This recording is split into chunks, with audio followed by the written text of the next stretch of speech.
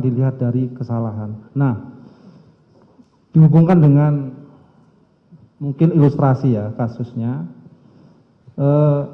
Jika tadi sebagaimana yang Romo jelaskan bahwa seseorang itu melakukan perbuatan karena dalam keadaan bingung dan apakah dia harus menjalankan perintah atau tidak. Terus kemudian dihubungkan dengan relasi kuasa juga. Tingkat kepangkatan jaraknya sangat jauh.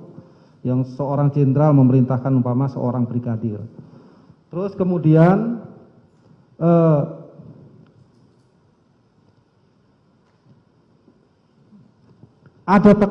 mungkin ada tekanan-tekanan yang harus dia laksanakan seketika itu juga.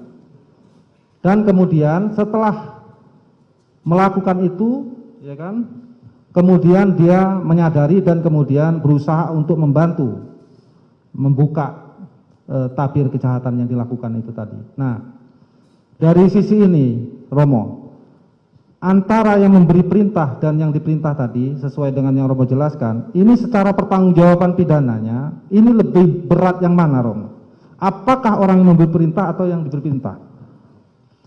Menurut saya jelas yang memberi perintah ini sesuatu yang saya bukan ahli ya, tapi saya ikuti di dalam pembicaraan mengenai yang terjadi di zaman Nazi di Jerman, di mana berulang kali orang melakukan perintah-perintah karena diperintahkan, mungkin juga karena dia terancam kalau tidak melaksanakan perintah, tapi juga tanpa ancaman itu ada satu budaya di mana orang sepertinya tidak dididik dan tidak dilatih untuk bertanggung jawab. Jadi lalu ya ikut saja yang diperintahkan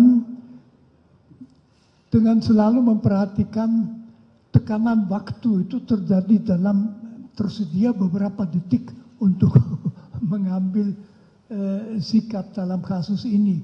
Jadi menurut saya jelas tanggung jawab yang memberi perintah itu jauh lebih besar. Malah katakan saja yang diperintah itu orang kecil ya, orang kecil biasa melakukan karena dia juga tahu akibatnya buruk kalau tidak melakukannya.